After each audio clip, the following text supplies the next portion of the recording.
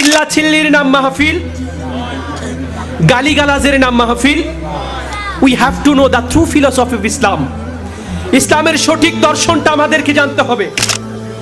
More than 50% of দিন and Islam based on celebration. ইসলামের 50 ভাগেরও বেশি ইবাদত উদযাপনের উপর নির্ভর করে। মাগরিবের ফরজ 3 রাকাত কেন? Do you have any answer? Subject হচ্ছে সাহাবায়ে কেরাম কিভাবে সেলিব্রেশন করেছেন। যখন সেলিব্রেশনের কথা আসবে মনে রাখবেন, আমার দিকে আপনাদের মনোযোগ আছে?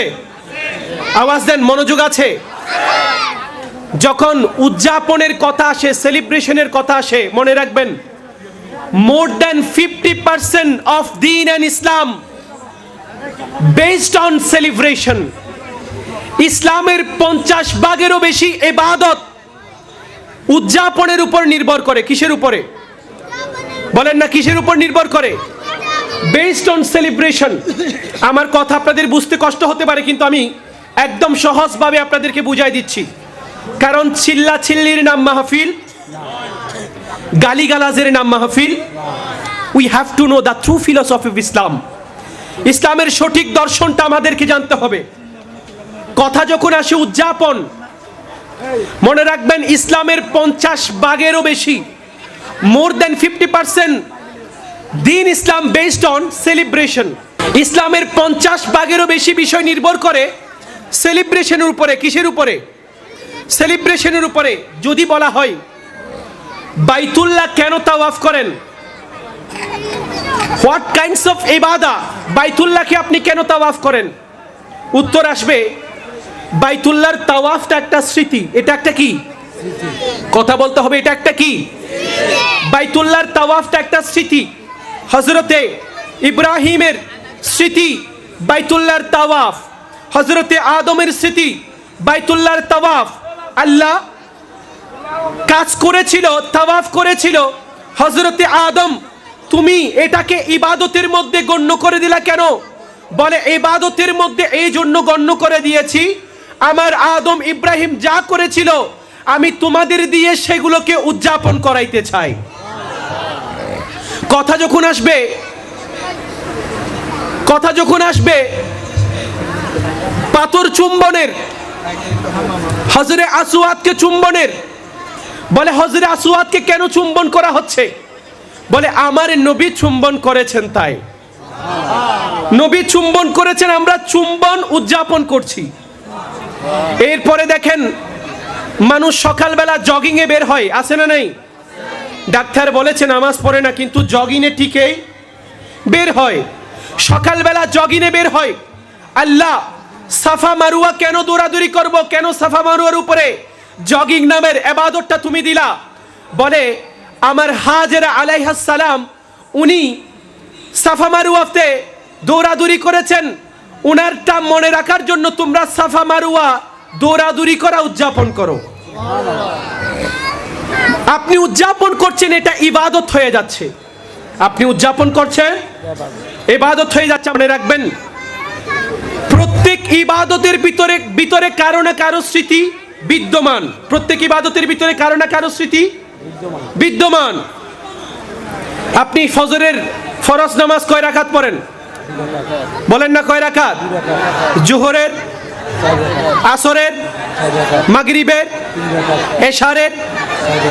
আপনি ফজরের নামাজ পড়েন 2 রাকাত।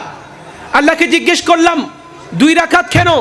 উত্তর আসবে আমার আদম শুকরিয়াতান 2 রাকাত নামাজ আদায় করেছিল, আদম আদায় করেছিল, তোমাদের জন্য ফরজ করে দিলাম। আদম তো পালন করেছিল, তোমাদের জন্য উদযাপন, সেলিব্রেশন।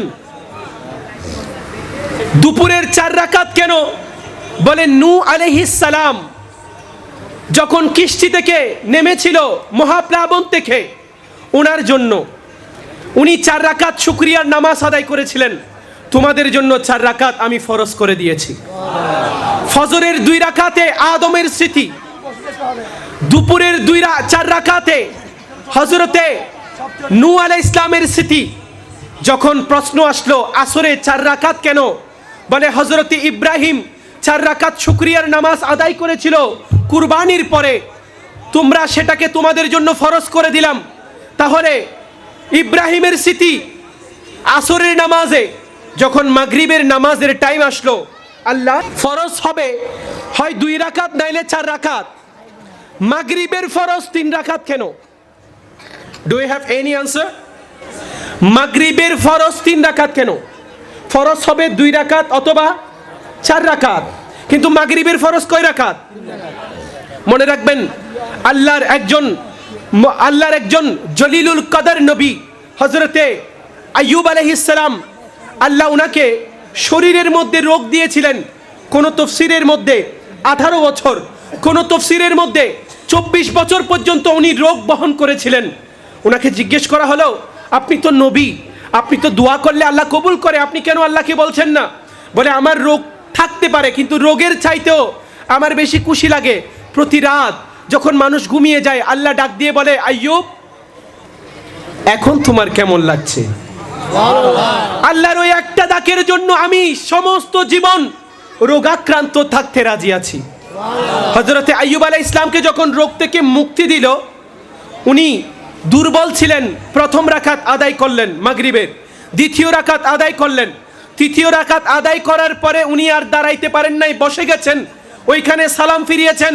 আমার আল্লাহ বলে, আমার আইয়ুব আমাকে রাজি করার জন্য চতুর্থ রাকাতে দাঁড়াইতে পারে নাই। জগৎ যতদিন পর্যন্ত কায়নাত থাকবে, আমার আইয়ুবের স্মৃতিস্বরূপ মাগরিবের নামাজকে আমি 3 ওয়াক্তের মধ্যে 3 রাকাতের মধ্যে সীমাবদ্ধ করে দিলাম। এশারের ওয়াক্ত 4 রাকাত, আমার নবী 4 রাকাত শুকরিয়ার নামাজ আদায় করেছিল। আল্লাহ ওই 4 রাকাতকে এশারের ওয়াক্তের সাথে যুক্ত করে দিলেন। আপনি ফজরে 2 রাকাত পড়েন, হযরতে আদমের স্মৃতি। দুপুরে 4 রাকাত পড়েন, হযরতে নূহ আলাইহিস সালামের স্মৃতি। আসরের ওয়াক্তে 4 রাকাত পড়েন, হযরতে ইব্রাহিম আলাইহিস সালামের স্মৃতি। আপনি মাগরিবের ওয়াক্তে 3 রাকাত পড়েন, হযরতে আইয়ুব আলাইহিস সালামের স্মৃতি। আপনি রাতের নামাজ 4 রাকাত ফরজ পড়েন, আমার নবীর স্মৃতি। জিজ্ঞেস করলাম, আল্লাহ এগুলো ইবাদত নাকি সেলিব্রেশন? আল্লাহ বলে, তোমাদের জন্য সেটাই ইবাদত যেটা আমার নবীরা যে আমল করেছে, আমার নবীরা আমাকে সন্তুষ্ট করার জন্য যেটা করেছে, তোমাদের জন্য সেটা সেলিব্রেশন, তোমাদের জন্য সেটা ইবাদত। তাহলে আমরা কিছুই করছি না।